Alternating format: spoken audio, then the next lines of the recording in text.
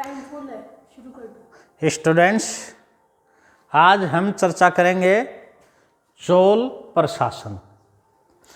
चोलों का जो प्रशासन है उसमें स्थानीय प्रशासन सबसे महत्वपूर्ण है और स्थानीय प्रशासन पर ही प्रश्न आता है, पर हम इसकी विस्तार से चर्चा करेंगे चोल प्रशासन की। देखो, चोल प्रशासन में राजा होता था और राजा का पद वंशानुगत होता था। राजतंत्रात्मक व्यवस्था थी चोल प्रशासन में और राजा की सहायता के लिए उच्च अधिकारी होते थे।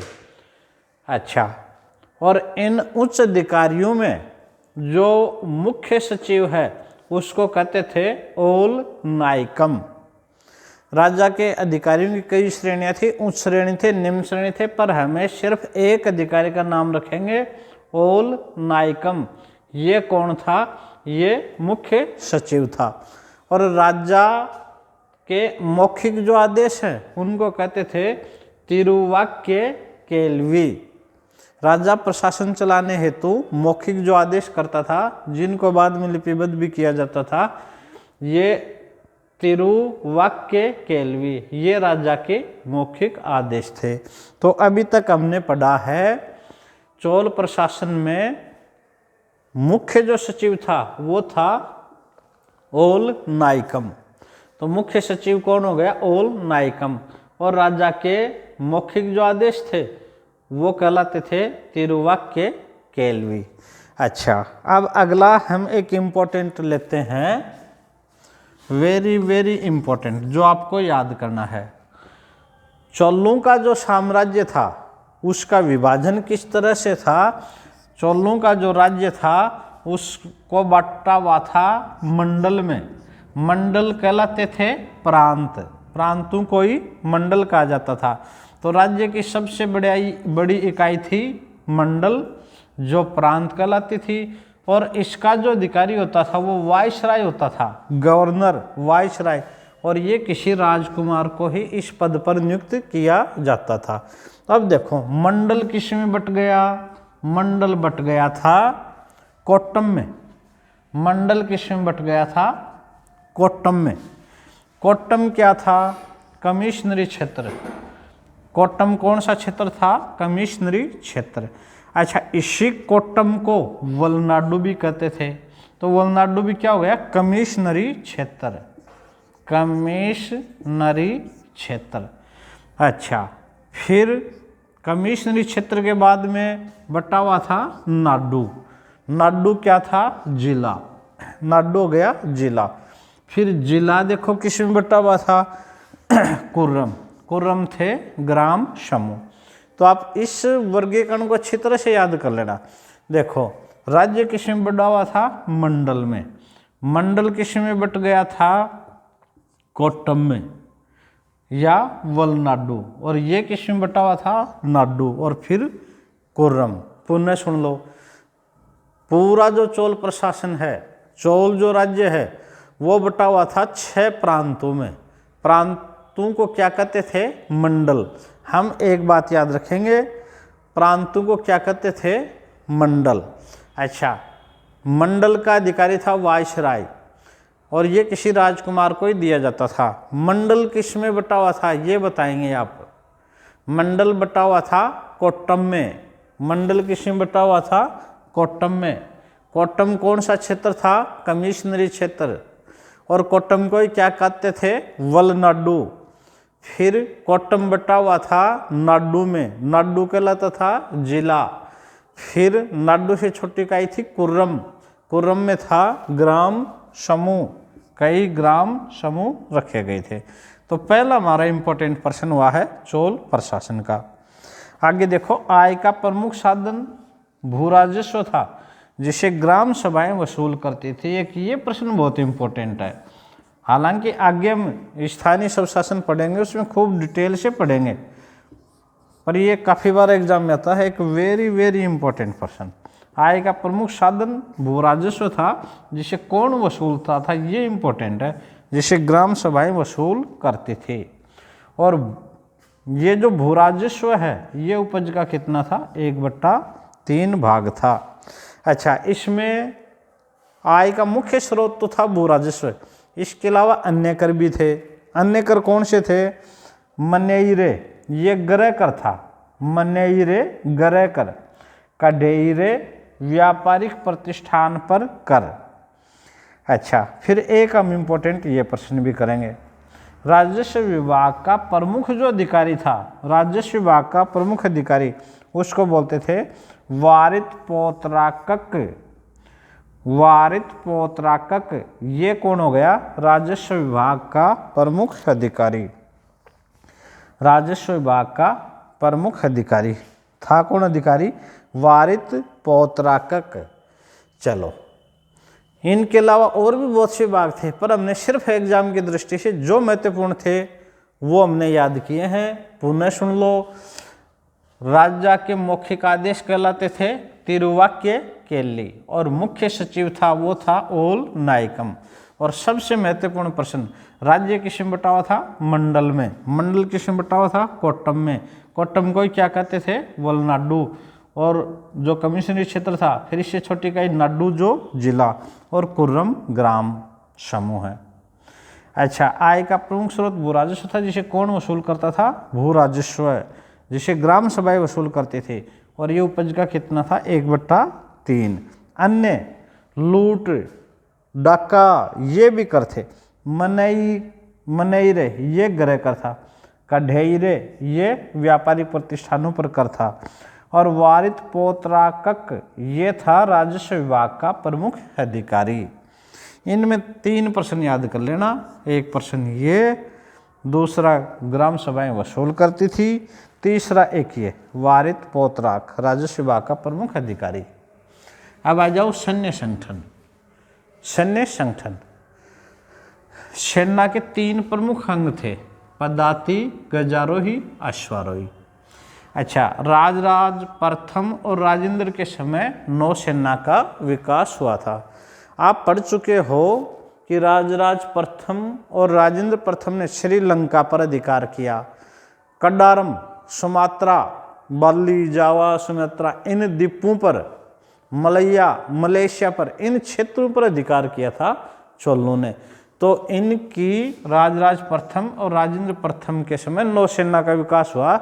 और इनके समय बंगाल की खाड़ी, बंगाल की खाड़ी, बंगाल की खाड़ी चोलों की झील बन गई। चोलों की झील बन गई, मतलब इनकी नौसेना थी वो मजबूत थी, नौसैनिक विकास हुआ था, तो याद रखेंगे। और यही एकमात्र भारत की ताकत थी जिन्होंने विदेशों पर अधिकार किया। अच्छा, अब देखो अश्वसेना को क्या कहते थे? मुनरू के महासने, मुनरू के महासने। गजारोही दल को क्या कहते थे? कुंजरी मल्लर, कुंजरी मल्लर। और धनुधारी दल है ये कहलाता था बिल्लीगल। एक राज्य के अंगरक्षक वेलकार, चलो एक इसको इम्पोर्टेंट कर लो। राज्य के अंगरक्षक क्या कहलाते थे? वेलकार। अच्छा, छावनियों को क्या कहते थे? कड़गम, छावनियों को कहते थे कड़गम। सेनाध्यक्ष या प्रधान सेनापति को कहते थे महादंड नायक। ये सैन्य संगठन के प्रमुख प्रश्न थे। इनमें हमें कौन से याद करने हैं? एक तो नौसेना, राजराज प्रथम और राजेंद्र प्रथम के समय, और बंगाल की खाड़ी चोलों की झील बन गई, अरब सागर पर इन्होंने प्रभुत्व कायम किया। एक ये कर लो, राज्य का अंगरक्षक वेलकार। राज्य का अंगरक्षक कौन था? वेलकार। चलिए, अब सबसे महत्वपूर्ण है स्थानीय स्वशासन। वेरी वेरी वेरी 4 बार इंपॉर्टेंट लगा लो। चोलों में या तो राजाओं के बारे में महत्वपूर्ण प्रश्न होते हैं वो पूछते हैं, या फिर स्थानीय स्वशासन। ये सबसे ज़्यादा महत्वपूर्ण प्रश्न है, अक्सर एग्जाम में स्थानीय स्वशासन पर आता है। अब देखो, आज पंचायती राज है, नगर पालिका है, ग्रामीण क्षेत्र में ग्राम सभाएं, शहरी क्षेत्र में नगर पालिकाएं, स्थानीय स्वशासन, ग्राम पंचायत और नगर निगम। ये जो स्थानीय स्वशासन है ये चोल काल में पूरे भारत में स्थानीय स्वशासन के लिए चोल प्रसिद्ध था। तो एक प्रश्न तो बार बार यही आता है, चोल प्रशासन की प्रमुख विशेषता थी, तो चोल प्रशासन की सबसे प्रमुख विशेषता थी उनका स्थानीय स्वशासन, उनका स्थानीय स्वशासन। अच्छा, चोलों का जो स्थानीय स्वशासन था उसकी जानकारी मिलती है परांतक फर्स्ट के 12वें एवं 14वें वर्ष जो 919 ईस्वी और 921 ईस्वी के उत्तर मेरु अभिलेख हैं।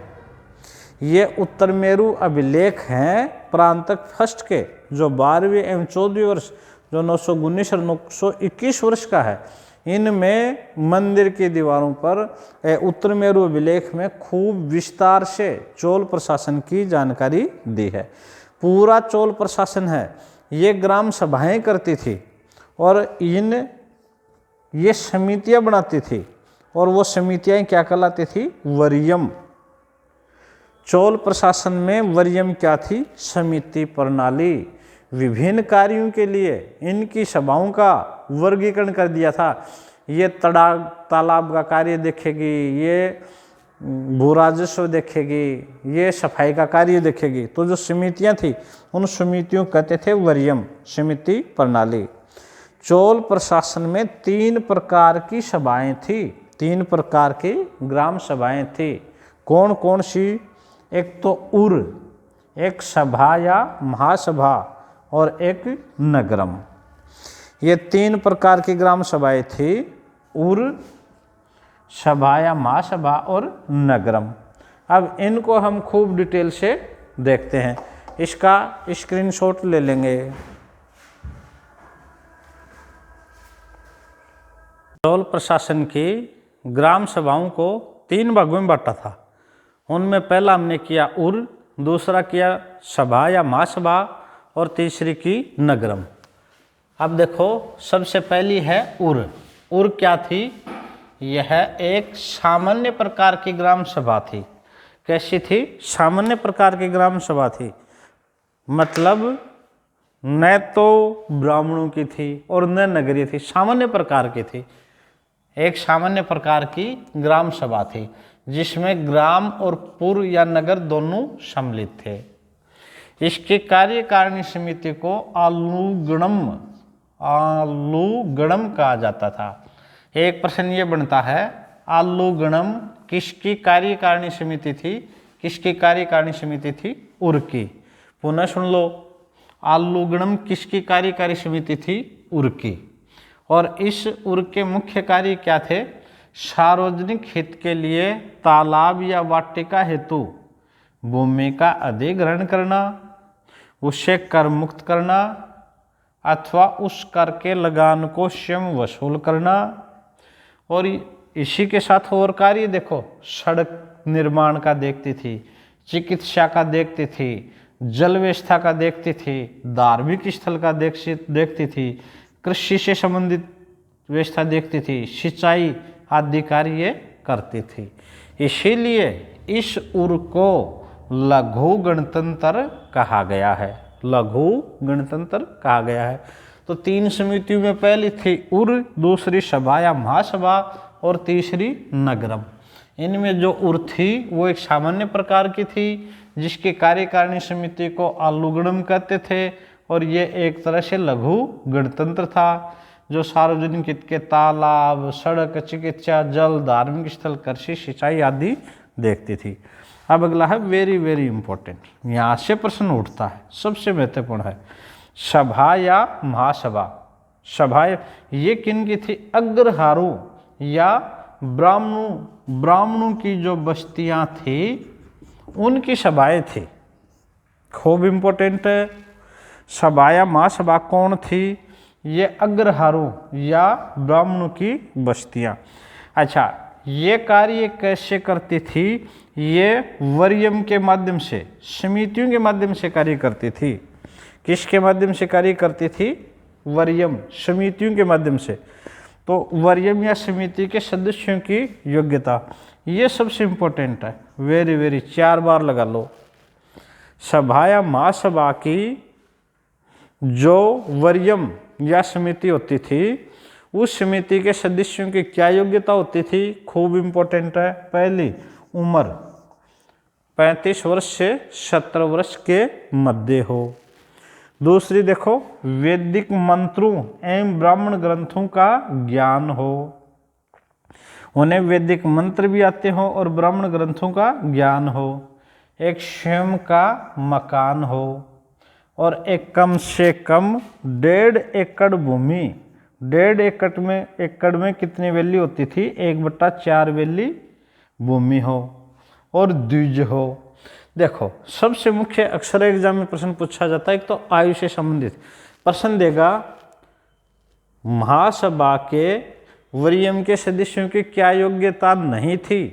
3 तो सही देगा और चौथी गलत देगा, तो इनको अच्छी तरह से याद करोगे। या फिर प्रश्न दे देगा, निम्नलिखित में से वरीयम की योग्यता से संबंधित कौन सा कथन सही है? तो पहला, आयु कितने वर्ष से? 35 से 70 वर्ष। दूसरा, वैदिक मंत्रों का ज्ञान। तीसरा, स्वयं का मकान और कम से कम 1.5 एकड़ भूमि हो। मैं आपसे पूछता हूँ, वरीयम के सदस्यों के लिए निम्नलिखित में से कौन सी योग्यता नहीं थी? उनकी आयु 35 से 70 वर्ष थी, बिल्कुल ठीक है। वैदिक मंत्रों एवं ब्राह्मण ग्रंथों का ज्ञान, स्वयं का मकान और चौथा, कम से कम 1 एकड़ भूमि दे दे। कम से कम 1 एकड़, यही गलत हो गया। कितनी एकड़ थी? 1.5 एकड़ याद रखोगे, या 1/4 वैली, या यूं दे दे, कम से कम 1.5 वैली भूमि, ये भी गलत हो गया। वैली में नाप होगी तो 1/4 ही, और एकड़ में होगी तो 1.5 एकड़ भूमि। अच्छा सुनो, ये जिनमें योग्यता हो जाती थी उनको फिर कैसे चुनते थे? उनका चुनाव लॉटरी द्वारा किया जाता था। इस योग्यता वाले से तो बहुत व्यक्ति होते थे, पर उनका चुनाव कैसे करते थे? लॉटरी द्वारा।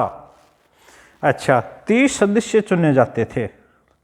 जिनमें ये योग्यता है उनमें से वरीयम के 30 सदस्य चुने जाते थे।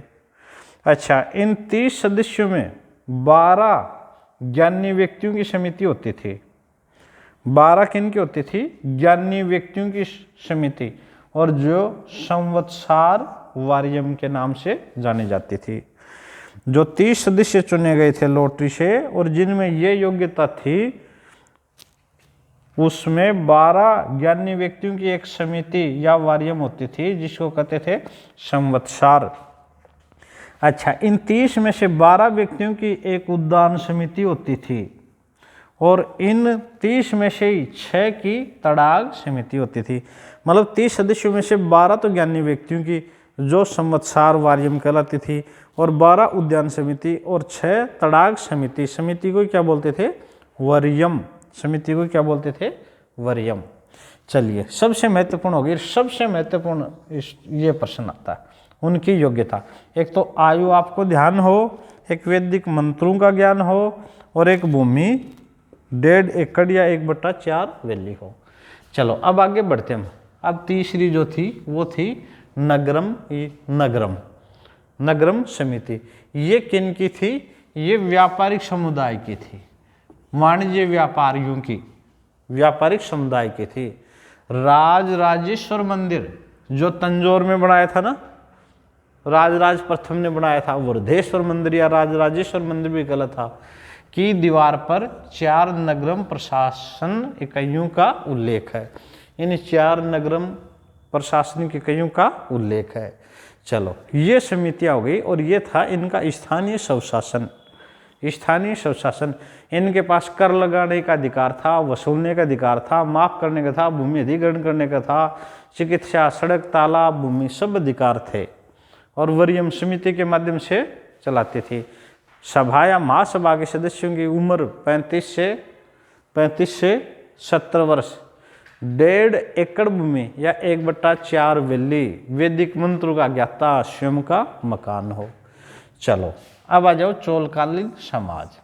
चोलकालीन समाज जैसे ब्राह्मण, क्षत्रिय, वैश्य, शूद्र, इस तरह से स्पष्ट विभाजन नहीं था। वहाँ 2 ही मुख्य वर्ग थे, एक तो था ब्राह्मण और दूसरा था वेल्लार। वेल्लार कौन थे? ये बड़े भूस्वामी थे, बड़े भूस्वामी, समाज में उच्च स्थान था। थे तो ये शूद्र वर्ग के, पर थे इनके पास बड़े बड़े भूस्वामी। ये बड़े वर्ग थे, ब्राह्मण और वेलार। और एक वेरी वेरी इंपॉर्टेंट, एक ये भी याद करोगे, चतुर्वेदी मंगलम। चतुर्वेदी मंगलम क्या थी? ये भूमि थी। चतुर्वेदी मंगलम कैसी भूमि थी? ब्राह्मणों को दी गई करमुक्त भूमि। ये भूमि ब्राह्मणों को दान दे दी गई थी और उस भूमि को करमुक्त कर दिया था। अच्छा, चोलकालीन समाज में सती प्रथा थी, देवदासी प्रथा थी, मंदिरों में देवताओं के सामने भजन गीत नृत्य करने वाली देवदासियां थी, दास प्रथा थी। अच्छा, वैष्णव व शैव मतों का प्रचलन था। चोल नरेश कट्टर शैव थे, चोल नरेश कट्टर शैव थे, याद रखोगे। वैष्णव और शैव दोनों ही मत का था, परंतु अधिकांश चोल नरेश क्या थे? कट्टर शैव थे। नटराज के मंदिर में स्थित गोविंदराज की मूर्ति को समुद्र में फेंकवा दिया था। मतलब विष्णु से भी इतनी नफरत कि अकेले शिव का प्रभुत्व हो। आगे देखो, कट्टर शैव थे। आदित्य प्रथम ने शिव पूजा के लिए कावेरी नदी के किनारे शिव मंदिर का निर्माण करवाया था। एक राजराज फर्स्ट ने शिवपाद शेखर की उपाधि धारण की थी। राजराज फर्स्ट ने कौन सी उपाधि धारण की थी? शिवपाद शेखर की, शिव से संबंधित है। इसी समय इन चोल शासकों के काल में जब शैव धर्म का खूब बोलबाला था, उसी समय वैष्णव संत भी होते हैं। कौन? रामानुजाचार्य, जिन्होंने गोविंदराज की मूर्ति को मंदिर से निकाला था और तिरुपति में स्थापित किया था। और ये विशिष्ट द्वैतवाद के प्रतिपादक भी थे। कौन? रामानुजाचार्य। अब आ जाओ साहित्य। साहित्य में 2 ही किताब हमने करी हैं, बहुत सी दे रखी हैं, केवल 2 करी हैं। कौन सी? एक तो कलिंगतुपर्णी, एक साहित्य है, महाकाव्य है तमिल भाषा का। क्या नाम है? कलिंगतुपर्णी, जिसका लेखक कौन है? जैन गोंदार। ये किस भाषा का ग्रंथ है? तमिल भाषा का। किसके काल में लिखा? कुलोत्तुंग फर्स्ट के काल में लिखा। और ये जय गोंदार, ये कुलोत्तुंग फर्स्ट का राजकवि था। 2 ही किताब, आपको तो याद तो एक ही रखनी है। कौन सी पुस्तक? कलिंगतुपर्णी। लेखक कौन है? जैन गोंदार। कौन सी भाषा की है? तमिल भाषा। किसके काल में लिखी? कुलोत्तुंग फर्स्ट में। कुलोत्तुंग फर्स्ट का राजकवि था कौन? जय गोंदार। दूसरी कवि कंबन। कवि कंबन ने तमिल रामायण लिखी। कौन सी रामायण लिखी? तमिल रामायण। ये बहुत प्रसिद्ध रामायण है। जैसे तुलसीदास जी का रामचरितमानस, वाल्मीकि द्वारा रामायण और कवि कंबन द्वारा तमिल रामायण खूब इम्पोर्टेंट है, पवित्र भी मानी जाती है। अभी जो रामायण सीरियल आया था रामानंद सागर का, तो रामानंद सागर जी ने वाल्मीकि रामायण, तुलसीदास जी द्वारा कृत रामचरितमानस और कवि कंबन द्वारा रचित तमिल रामायण तीनों का उपयोग किया था अपना धारावाहिक बनाने में। तो ये कवि कंबन का भी खूब, यदि किसी ने देखा होगा तो खूब वहाँ पहले शुरू में लिखा होता था कवि कंबन की तमिल रामायण। तो याद रखोगे, कवि कंबन बहुत प्रसिद्ध हुए हैं और इनकी जो रामायण है तमिल भाषा में लिखी गई तमिल रामायण। ये किसके काल में थे? कुलोत्तुंग तृतीय के काल में। ये जो तमिल रामायण लिखी गई कुलोत्तुंग तृतीय के काल में। और एक बात और याद रखेंगे, ये जो चोल काल है ये तमिल साहित्य का स्वर्ण काल था। किसका स्वर्ण काल था? तमिल साहित्य का। अब आ जाओ कला एवं स्थापत्य। देखो, कला और स्थापत्य में द्रविड़ शैली का प्रारंभ किया था पल्लव शासकों ने। द्रविड़ शैली किन के समय प्रारंभ होती है? पल्लव शासकों में। और प्रारंभिक जो चोल शासक होते हैं उनका भी इसमें विकास होता है। विजयालय के द्वारा बनाए गए मंदिर, आदित्य प्रांतक, इनके द्वारा बनाए गए मंदिर। पर द्रविड़ कला शैली का चरमोत्कर्ष है वो है एक तो तंजौर का वृद्धेश्वर मंदिर, तंजौर का वृद्धेश्वर मंदिर, जो किसने बनाया था? राजराज प्रथम ने। राजराजेश्वर मंदिर भी कहलाता है, शिव मंदिर है ये, जिसमें द्रविड़ कला का सर्वोत्कृष्ट देखा जा सकता है। 9 पिरामिड हैं। अब तंजौर का वृद्धेश्वर मंदिर, बड़ी एग्जाम में तो इसके पिरामिडों की संख्या, इसके आकार और डिटेल से पूछ लेते हैं, पर हम तो यहाँ सिर्फ एक ही कर रहे हैं, और मंदिर भी हमने छोड़ दिए, केवल ही 2 लिए हैं। एक तो पहले भी इन पे चर्चा हो चुकी, तंजौर का वृद्धेश्वर मंदिर, राजराज फर्स्ट। अब इस मंदिर का वर्णन है, पिरामिड हैं, इसमें पिरामिडों का है, ये आप थोड़ा सा देख लोगे, बाकी बहुत ज़्यादा याद करने की आवश्यकता नहीं है। बड़ी एग्जाम में प्रश्न पूछा जाता है इनके बारे में डिटेल से।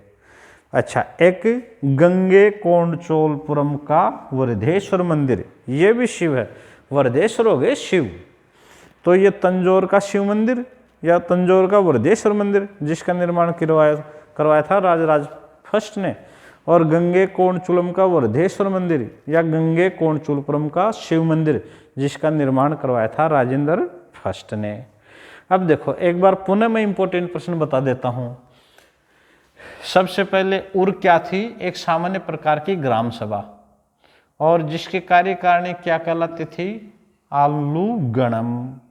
ये क्या थी? लघु गणतंत्र।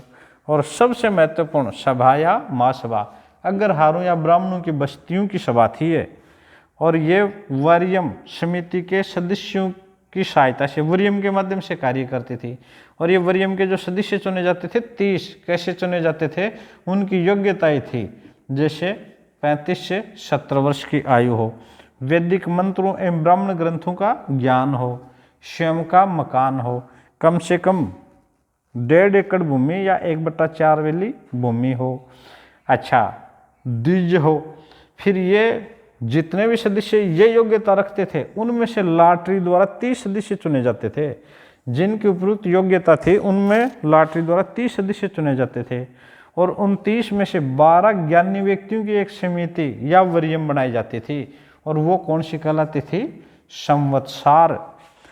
और 12 व्यक्तियों की बनाई जाती थी उद्यान समिति, शेष रहे 6 व्यक्तियों की बनाई जाती थी तड़ाग समिति। तीसरी हमने करी थी नगरम, नगरम समिति। ये किन से संबंधित थी? ये व्यापारिक समुदाय की थी, और राजराजेश्वर का जो मंदिर है उसकी दीवार पर 4 नगरम प्रशासन इकाइयों का उल्लेख है। चोलकालीन समाज में हम करेंगे ब्राह्मण और वेलार था बड़े भूस्वामी। एक हमने खूब इंपोर्टेंट किया था चतुर्वेदी मंगलम। ये क्या थी? ब्राह्मणों को दी गई करमुक्त भूमि। इस समय सती प्रथा, देवदासी प्रथा, दास प्रथा का प्रचलन था, वैष्णव शैव मतों का प्रचलन था, चोल नरेश कट्टर शैव थे।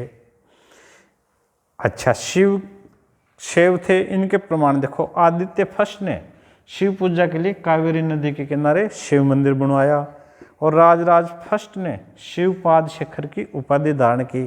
परंतु इसी समय एक वैष्णव संत भी हुए हैं प्रसिद्ध रामानुजाचार्य, जिन्होंने विशिष्टता द्वैतवाद का प्रतिपादन किया। रामानुजाचार्य को हम भक्ति आंदोलन पढ़ेंगे तब फिर पढ़ेंगे। भक्ति आंदोलन के प्रारंभिक महत्वपूर्ण संत थे रामानुजाचार्य। आगे देखो साहित्य। अच्छा, इसी समय जैसे इसमें हम ये मंदिर ले सकते हैं, तंजौर का वृद्धेश्वर मंदिर शिव मंदिर था राजराज फर्स्ट का, और गंगे कोंडचोलपुरम का भी वृद्धेश्वर मंदिर।